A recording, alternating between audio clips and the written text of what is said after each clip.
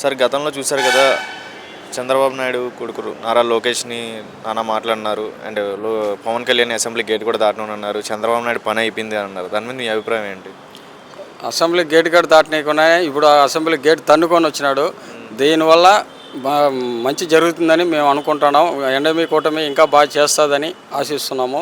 కానీ ఇంకా కార్యకర్తలను పట్టించుకొని ముఖ్యంగా కార్యకర్తలు లేనిదే నాయకులు లేరు. దయచేసి కార్యకర్తలను పట్టించుకోవాలా. ఇంకొక మరీ ముఖ్యమైన విషయం ఏంటంటే, మన అన్నగారి దగ్గరికి పోతా ఉండే ఉద్దేశం ఏంటంటే, అంటే వాళ్ళకి నీళ్ళు కానీ, ఒక టీ నీళ్ళు కానీ, ఏదైనా షుగర్ పేషెంట్లు ఇట్లా వాళ్ళు ఉంటారు.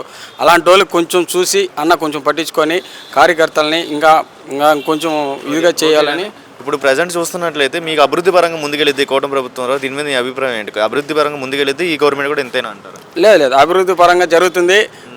ఇప్పుడు వాళ్ళు రోజా గారు ఇలాంటి వాళ్ళు వాగిన వాళ్ళకి కూడా చెప్పుతో కొట్టినట్టు బుద్ధి చెప్తారని మన ఎన్డీఏ కూటమి ఆశిస్తున్నాం. రోజా గారు అంటున్నారు కదా, మంచి పనులు చేసాము మేము, ప్రజలు మంచి పనులు చేసినంటే ఇప్పుడు దాకా ఎందుకు ఉంటుంది? ఈ 11 సీట్లు ఎందుకు వచ్చి ఉంటాయి?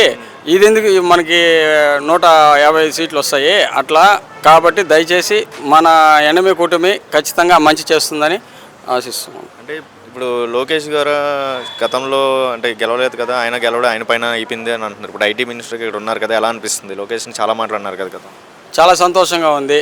అన్ని వాళ్ళకి ఇప్పుడు బుద్ధి చెప్పినట్టే చేశారు. కాబట్టి మా లోకేష్ గారు ఇంకా పై స్థాయికి వెళ్తారని మేము ఆశిస్తున్నాము. కానీ ఇంకా బాగా చేయాలని మేము అనుకుంటున్నాము. గతంలో జగన్మోహన్ రెడ్డిని ఆయన పెట్టిన సంక్షేమ పథకాలు, అమ్మఒడి, జగనన్న అమ్మఒడి, జగనన్న సంక్షేమ పథకాలు ఆయన పేరుతో పెట్టుకున్నారు. ఈ కూటమి ప్రభుత్వం వచ్చిన తల్లివందనం అనే పేరు పెట్టుకున్నారు. వీళ్ళు ఎందుకు పేరు పెట్టుకోలేదో సొంత పేర్లు, ఆయన ఎందుకు సొంత పేర్లు పెట్టుకున్నారు అంటే ఏం చెప్తారు? సొంత పేర్లు పెట్టుకున్నాడంటే తన అకౌంట్లోకి వేసుకునేదానికి సొంత పేర్లు పెట్టుకున్నాడు. ఇది మనకు మంచి చేసే పనులు కాబట్టి మన ఈ విధంగా చేయాలని ఈ విధంగా పెట్టడం పేరు. అది తను అమ్మఒడి అని చెప్పడం చాలా కోట్లకి ఆయన అకౌంట్లోకి పోవడాలు అవన్నీ చేసి కరెక్ట్ కాదు. అదేనా సార్, ప్రస్తుతం మన రాష్ట్రంలో అభివృద్ధి పరంగా వెనకబడి ఉంది. ఒక 10 సంవత్సరాల కిందకి వెళ్ళిపోయిందని సమాచారం. దాని మీద మీ అభిప్రాయం ఏంటి? అభివృద్ధి పరంగా ముందుకెళ్ళిద్ది అంటారు ఈ కూటమి ప్రభుత్వం ద్వారా? ఎలా ఉండబోతుంది సార్? ఖచ్చితంగా అండి. బాబు గారు అభివృద్ధి పదంలో చూశారు కదా మీరు. స్టార్టింగ్లోనే 5 హామీల మీద సంతకం పెట్టాడు. దాంట్లో 4 ఇప్పటికే నెరవేర్చాడు. ఇంకొకటి ఉంది, అది కూడా ఆగస్టు 15కి అని చెప్పాడు. కంపల్సరీ లాస్ట్ 5 సంవత్సరాల్లో ఇంచుమించు 20 సంవత్సరాల అభివృద్ధి ఎన్నిక వెళ్ళిపోయింది. ఇప్పుడు దాన్ని బాబు గారు అయితేనే కరెక్ట్గా అని చెప్పి ప్రజలు చాలా తీర్పు ఇచ్చారు.